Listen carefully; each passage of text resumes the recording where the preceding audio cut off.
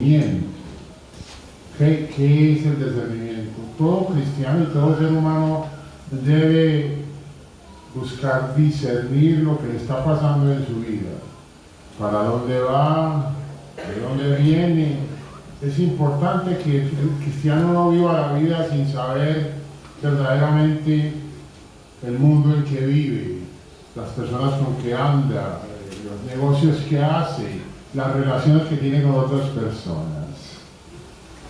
Discernimiento es averiguar cuál es el origen y la naturaleza de las distintas inclinaciones, tendencias, actitudes, comportamientos y actos humanos, y señalar por qué objetivos o intereses han sido provocados. En otras palabras, estas son palabras un poquito profundas tal vez, pero es donde el hombre se mira a sí mismo y define por qué yo hago lo que hago, por qué yo amo como amo, por qué yo odio como odio, por qué no hago ciertas cosas en la vida. Recordemos que la omisión también es verdaderamente algo que nos puede hacer mucho daño. O sea, pudiendo hacer algo bueno, no lo hacemos. La omisión. Los confesores hablan mucho de ese hecho, de que muchas personas no confiesan el pecado de la omisión. Esta definición del discernimiento pone en énfasis en el aspecto de reconocer la fuente de algo, que puede ser Dios, el espíritu humano o un espíritu malo. Esto lo vamos a ver en la carta a los Hebreos más tarde, habla de discernir los espíritus. Y es más, Pablo en los Hebreos nos manda que nosotros debemos discernir los espíritus que actúan a nuestro alrededor. El que no lo hace simplemente se puede encontrar con situaciones muy problemáticas. También se suele ver el discernimiento como descubrir el plan de Dios para uno y para la comunidad. El hombre sin Dios, al cual las escrituras definen como pagano, no tiene Dios, es el hombre que es movido prácticamente por la carne. Entonces es la carne lo que lo mueve. El cristiano es llamado eventualmente, cuando uno crece y busca su conversión, es a no vivir por la carne, pero a vivir por el Espíritu.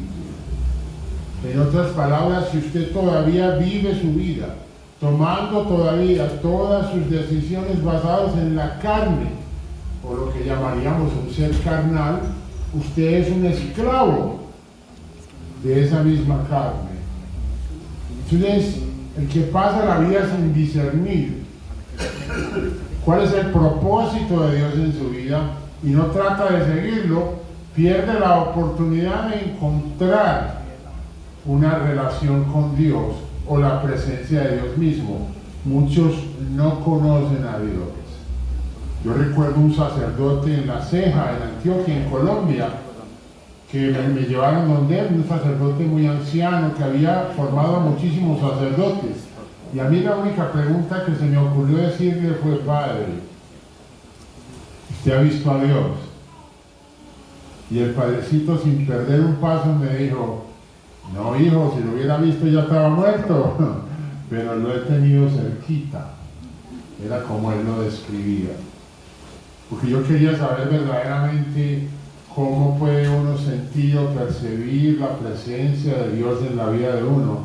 Porque yo creo que nosotros hemos percibido la presencia del espíritu maligno. Ese malo, yo recuerdo haberlo sentido en mis años paganos, ¿verdad? También porque todos en cierta forma en algún momento de la vida fuimos paganos. Cuando nos pasábamos la vida pensando y gritando: mesa que más aplauda, le mando la botella o la niña, ¿verdad? Que esos lugares, cuando estaban vacíos, hasta vacíos, se sentía la energía negativa. en un nightclub, en un bar, en una cantina. Note que lo opuesto de eso es una iglesia, de cualquier denominación, bueno, excepto las que son un poquito radicales, ¿verdad? Por lo regular la iglesia es un lugar de silencio, un lugar de meditación. El Nuevo Testamento usa dos términos para referirse al discernimiento, y no quiero hacerme muy complicado con palabras griegas. La Iglesia Católica tiene una historia profunda y antigua de el principio de la Iglesia, cómo se usaba el lenguaje de los primeros cristianos. La primera es una palabra griega que dice diakrisis, que expresa la idea de separar o hacer una distinción. Entonces, una forma de entender el discernimiento es separar las cosas y hacer una distinción. ¿De qué estoy hablando? Básicamente de lo que dice San Pablo en la carta a los Romanos.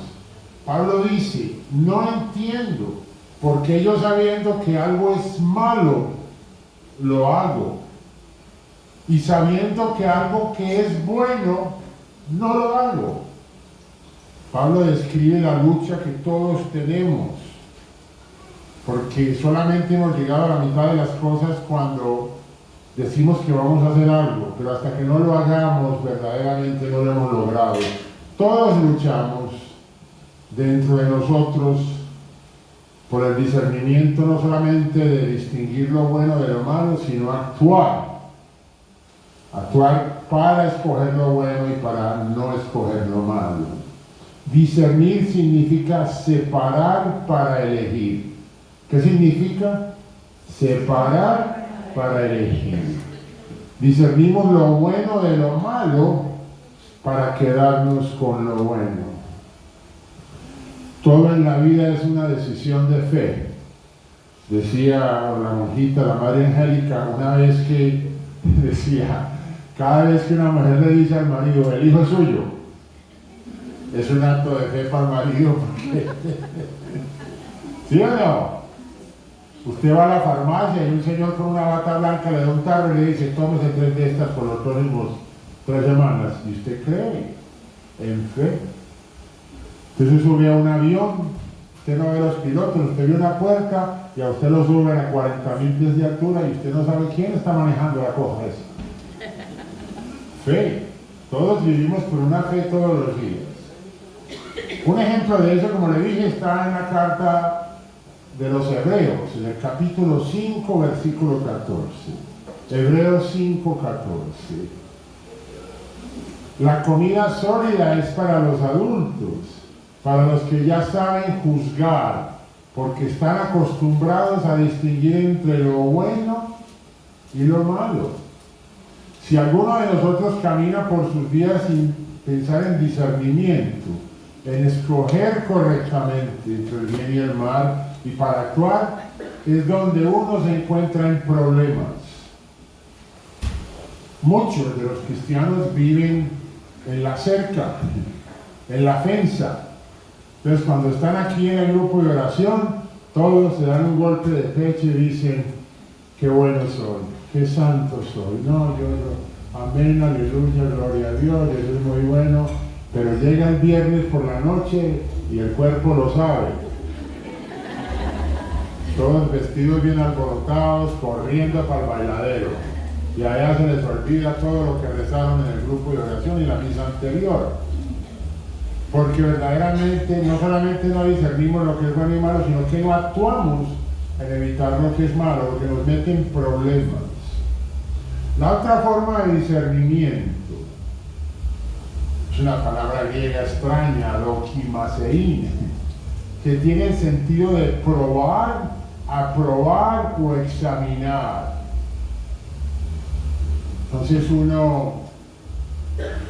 yo le decía por ahí cuando promuevo los matrimonios, le digo a la gente, en la época mía, cuando a uno le gustaba una muchacha, había 2 personas que uno tenía que visitar: al papá de la niña y al cura. Hoy no, hoy se evitan todas esas vueltas y vamos a probar a ver si nos gusta para el apartamento esta semana, a ver si nos gusta. ¿Para qué casarse? y examinar. En Romanos 12:2 dice: y no os acomodéis al mundo presente, antes bien transformaos mediante la renovación de vuestra mente, de forma que podáis distinguir cuál es la voluntad de Dios, lo bueno, lo agradable y lo perfecto. Esta cita bíblica es profunda y muy interesante. La Escritura nos está diciendo, aquí hay una palabra que nosotros estudiamos la semana pasada, a ver si me acuerdo, la metanoia, más griego. La semana pasada, en el Evangelio de la semana pasada, cuando Jesús llama a los apóstoles, Él dice que tenemos que transformar, tenemos que buscar una conversión. Conversión en griego es metanoia. Metanoia es cambiar la forma de pensar. Entonces, los que están en un camino de conversión lo reconocen por su forma de hablar. Lo primero que cambia en nosotros cuando iniciamos una conversación con cristianos es la forma en que hablamos. Antes decíamos vulgaridades, y es por aquí, y es por allá, y la chi por aquí, y la chi por allá. Tirábamos la vulgaridad para afuera y para abajo por todos lados. Si usted nota, una de las primeras cosas que pasa en nuestro cambio es un sentido de cierta conciencia por no usar un vocabulario vulgar. También cuando empieza la conversión te empiezan a cambiar los amigos, se van cayendo los amigos del desorden, se van cayendo solitos después y a la salida te van diciendo borrachos, curas y monjas, y ustedes ya se la pasan rezando todo el día. Pero 10 años más tarde nosotros seguimos casados con la mujer y ellos están separados por ahí persiguiendo otras cosas.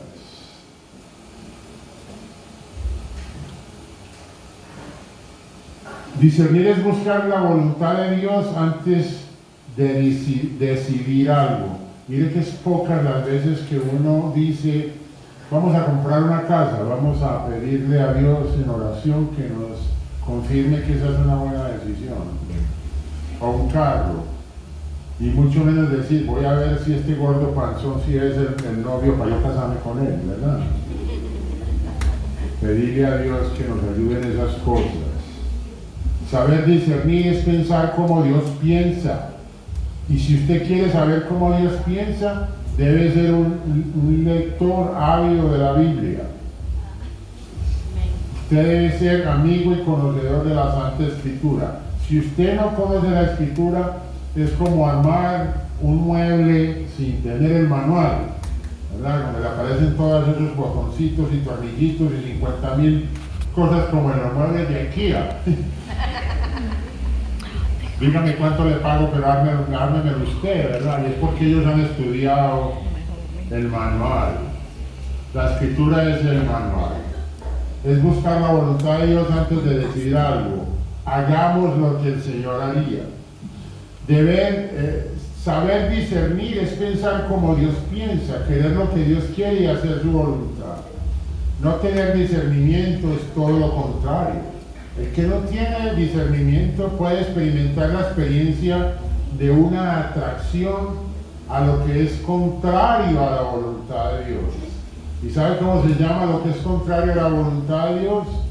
Un espíritu malo, un ángel malo, o simplemente el demonio. Porque Él está dispuesto a recoger las mentes débiles y vacías, las mentes superficiales. Es algo que el maligno está esperando para entrar.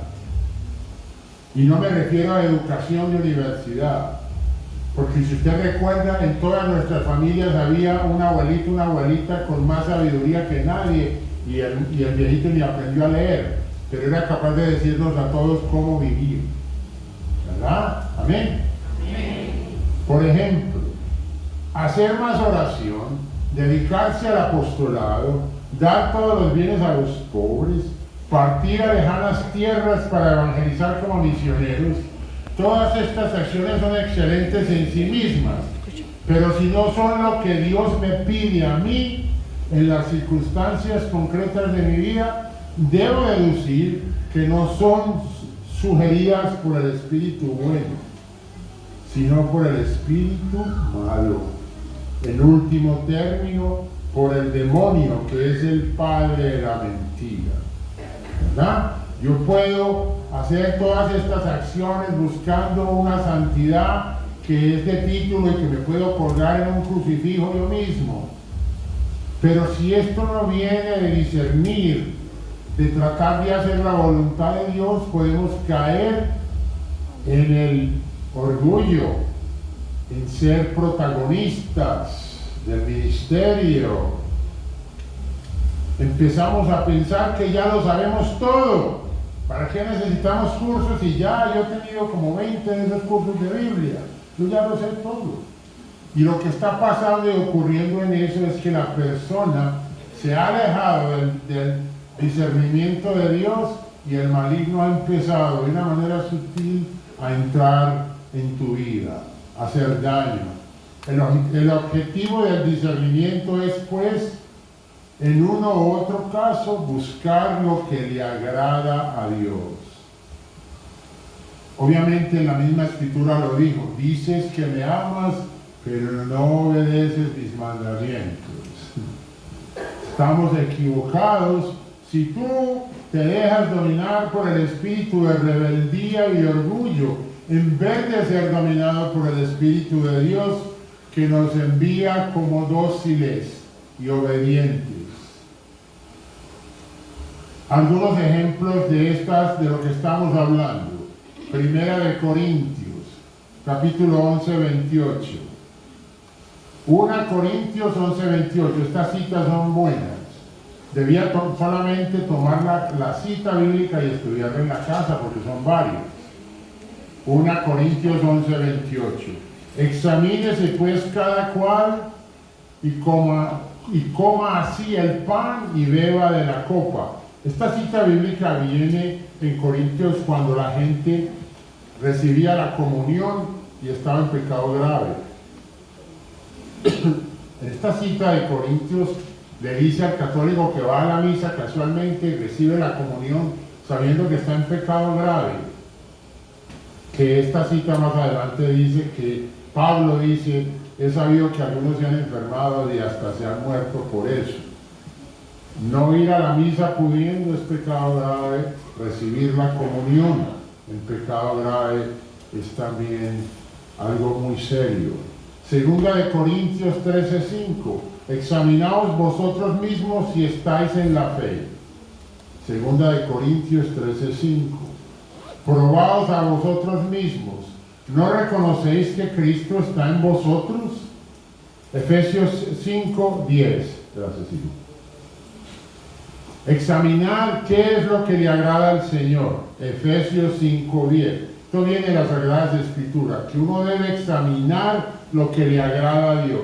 No solamente lo que me agrada a mí. Le repito, si usted vive todos sus días solamente agradando su cuerpo y su carne, usted es un esclavo de la carne, no un hijo del Espíritu. No le podemos decir esclavo al Espíritu. El Espíritu no nos esclaviza.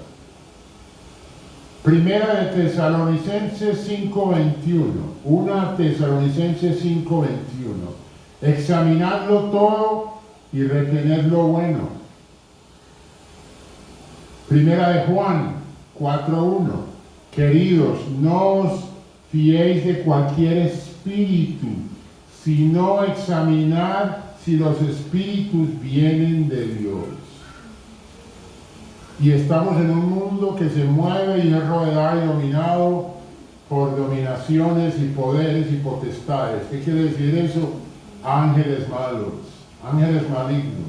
Están a todo alrededor esperando coger al que es débil, al pecador, al pagano, al que se burla de Dios.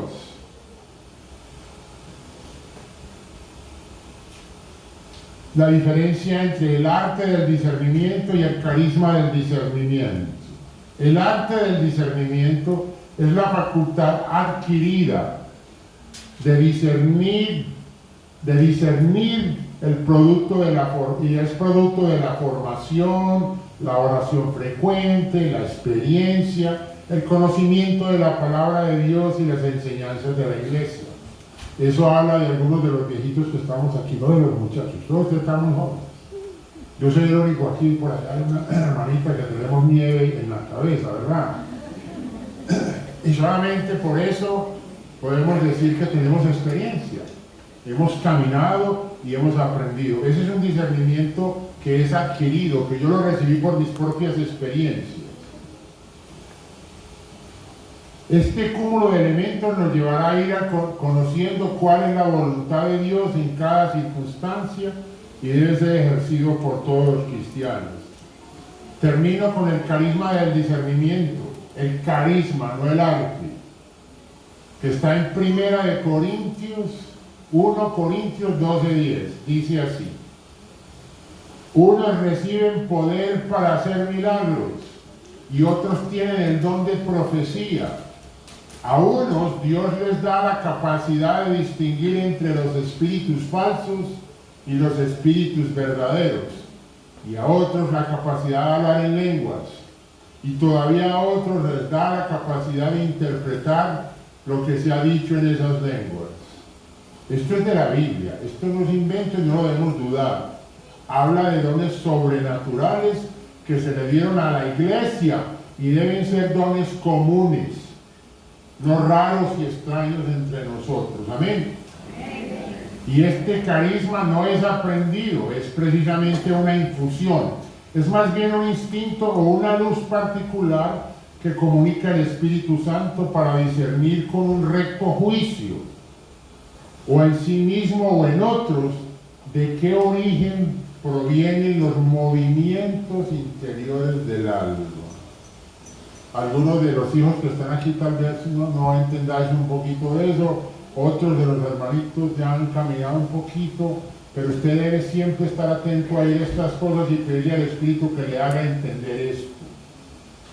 De que esta infusión del carisma del Espíritu Santo le va a enseñar a usted, le va a infundir una luz que le va a permitir saber cuál es el diseño de Dios para usted o para otras personas y de dónde vienen esos espíritus. Termino diciendo, para poder discernir auténticamente necesitamos estas predisposiciones. Un deseo a hacer la voluntad de Dios. Si usted es rebelde con Dios, estas cosas no se van a manifestar. Usted no va a conocer el conocimiento secreto de Dios. 2, apertura a Dios. Usted debe aceptar a Jesús en su vida como su Salvador, como el Hijo de Dios. Y 3, usted debe conocer la experiencia de Dios, que es más allá de un fotico y un cuadrito y algo colgadito en el cuello o en la camioneta. Es una experiencia, es una relación. Entonces termino aquí para que nos preparemos para presentar el Santísimo Sacramento. Espero que se queden, espero que todos con mucho orden estén atentos. Les voy a pedir cuando tengamos el Santísimo Sacramento aquí, se vengan para el frente todos alrededor, como los hijos vienen donde su papá, donde su papi. ¿Ok? Lo único que les pido, en respeto y consideración a Dios mismo en la Eucaristía, no lo toque, no lo manosee, porque la misma Biblia lo dice. Cuando algunos se cayeron y tocaron el arca de la alianza donde estaba Dios, y dicen que murieron. Ninguno de nosotros le quiere morir aquí, ¿verdad? Amén. Los hermanos misioneros nos van a decir unas palabritas porque están todos aquí muy bonitos, muy dispuestos. Esto es un milagro muy bonito porque los hermanos de este ministerio local han hecho una apertura.